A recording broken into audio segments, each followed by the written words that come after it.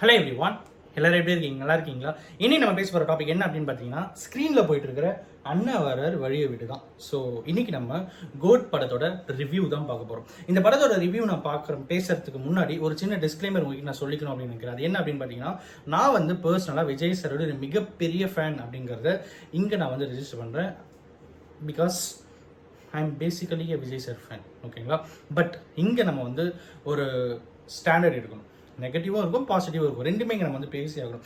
Just because of எனக்கு Vijay sir பிடிக்கும் அப்படின்னு இந்த படம் செம்ம அப்படி இப்படி அப்படின்லாம் ஒரு பக்கம் இருந்தாலும், இந்த படம் உண்மையாகவே எந்த அளவுக்கு இருந்தது அப்படிங்கிற அந்த நியூட்ரல் பேசிஸில் நீங்கள் அந்த கமெண்ட் ரிவ்யூ எடுத்து வந்து கொடுக்கணும் அப்படின்னு நினைக்கிறேன். ஸோ ஃபர்ஸ்ட் வந்து நெகட்டிவ் பற்றி பேசலாம். நெகட்டிவ் என்ன அப்படின்னு பார்த்தீங்கன்னா, இந்த படத்துடைய டைமிங் தான். இந்த படம் கிட்டத்தட்ட 3 hours இருக்குது. ஓகேங்களா? அந்த 3 hours-ஐயும் ஆடியன்ஸை வந்து புல் பேக் பண்ணுறது அப்படிங்கிறது ஒரு அவ்வளோ ஈஸியான விஷயம் இல்லை.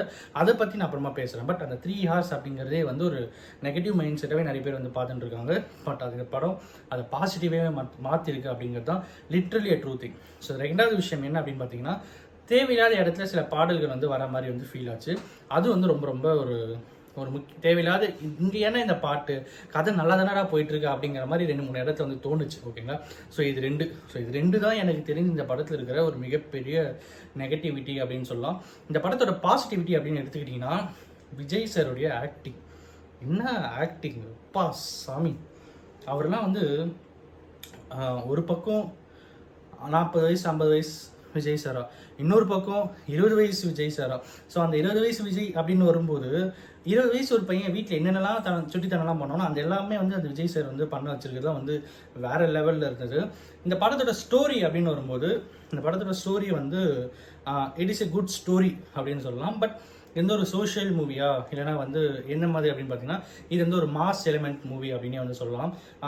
இதில் வந்து இந்த பாலிடிக்ஸ் பேசுறது அந்த மாதிரிலாம் எதுவுமே இல்லை. வெங்கட் பிரபு சார் எல்லா இதில் போயிட்டு இன்டர்வியூவில் போயிட்டு என்னென்னலாம் பேசினாரோ அது எல்லாமே வந்து உண்மைதான். இந்த படத்துடைய பிக்கெஸ்ட் பாசிட்டிவ் என்ன அப்படின்னு பார்த்தீங்கன்னா, சர்ப்ரைஸ் எலிமெண்ட்ஸ் தான்.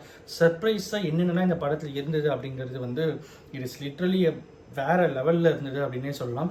டக்குன்னு இந்த இன்னொரு மெயின் பாசிட்டிவ் என்ன அப்படின்னு பார்த்தீங்கன்னா, இந்த 3 hours இந்த படத்தை வந்து வேற லெவலில் வந்து எடுத்துகிட்டு போயிருப்பாங்க. ஜஸ்ட் ஃபஸ்ட்டு ஒரு 10 minutes அப்படியே அந்த ஃப்ளைட் வந்து ஸ்லோவாக கீழே போயிட்டே இருக்கிற மாதிரி இருக்கும். அதுக்கப்புறம் அப்படியே அந்த ஃப்ளைட் மேலே போனது தான். நீ வீட்டுக்கு போகிறவருக்கும் அந்த ஃப்ளைட் மேலே தாண்டா அவனுக்கு போயிட்டு இருக்கணுன்ற லெவலுக்கு கிளைமேக்ஸோட எண்டு வரைக்கும் செம்மையாகவே வந்து இருந்தது.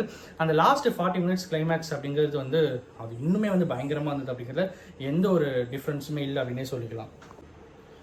இந்த படத்தோட இன்னும் நிறைய விஷயங்கள் என்னென்ன அப்படின்னு பார்த்தீங்கன்னா, ஸ்னேகா மேடமோட ஆக்டிங்கு, இந்த படத்தில் கேரக்டரைசேஷனாக வந்து எல்லாருமே ஈக்குவலான வெயிட்டேஜ் வந்து கொடுத்துருப்பாங்க. அது ரொம்பவே வந்து சூப்பராக இருந்தது. அந்த கேரக்டர்ஸே வச்சு எங்கெங்கெல்லாம் சர்ப்ரைஸ் எலிமெண்ட்ஸ் பண்ண முடியும், எங்கெங்கெல்லாம் வந்து இன்ட்ரெஸ்டிங்காக எடுத்துகிட்டு போக முடியும் அப்படிங்கிறத வந்து வேறு லெவல் இருந்தது.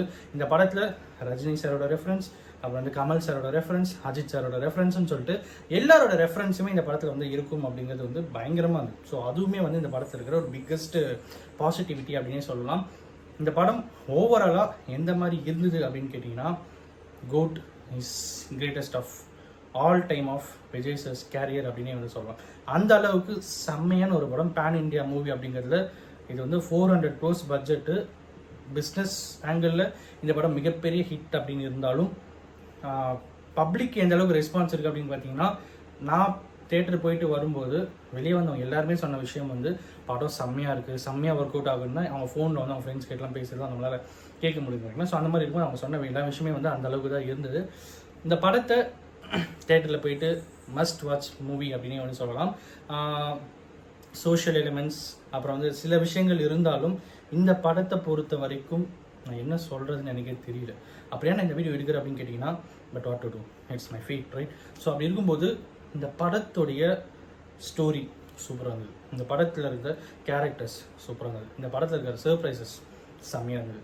இந்த படத்தில் இருக்கிற மியூசிக் சூப்பராக இருந்தது. இந்த படத்தில் இருக்கிற ஆர்ட் ஒர்க்ஸ் சூப்பராக இருந்தது. எஸ்பெஷலி டிஏஜிங் விஜய் சாருடைய கேரக்டர் செம்மையாக இருந்தது. அந்த டிஏஜிங் ஃபெசிலிட்டி இந்த படத்தில் எந்த அளவுக்கு ஒர்க் அவுட் ஆயிருக்கு அப்படின்னா, நீங்கள் டிஏஜிங் பண்ண விஜய் சார்னே நீங்கள் வந்து நினைக்க மாட்டீங்க. ஸோ அந்தளவுக்கு இது வந்து ஒர்க் அவுட் ஆகிருக்கு.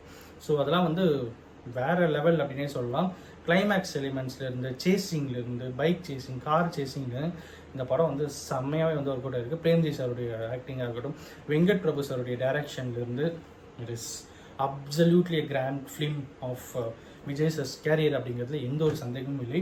இப்போ நான் பேசிட்டு இருந்தால் பேசினே இருப்பேன். என்ன பேசிகிட்டே இருப்பேன் அப்படின்னு பார்த்தீங்கன்னா, செம்ம படம்டான்ட்டு பேசிகிட்டே இருப்பேன். இந்த ஒரு செம்ம படம்டா அப்படிங்கிற இந்த 3 வார்த்தையவே நான் வந்து ஒரு 3 தடவை 4 தடவை சொல்லிகிட்டே இருப்பேன். பிகாஸ் அந்த அளவுக்கு என் மைண்டில் வந்து விஜய் சாருடைய மூவி வந்து இறங்கியிருக்கு அப்படின்னே சொல்லலாம். ஸோ நான் ரொம்ப வளர்றேன். Because this movie has some magic அப்படிங்கிறதுல எந்த ஒரு மாற்று கருத்துமே இல்லை. இந்த படம் டெக்னிக்கலாக ரொம்பவே வந்து ஒர்க் அவுட் ஆகிருக்கு. Must watch movie. நீங்கள் ஃப்ரீயாக இருந்தீங்கன்னா தேட்டரில் போய் பாருங்கள். ரொம்ப ரொம்ப சூப்பராக இருக்குது அப்படின்ட்டு சொல்லி இந்த வீடியோ முடிக்கிறேன். Thank you so much.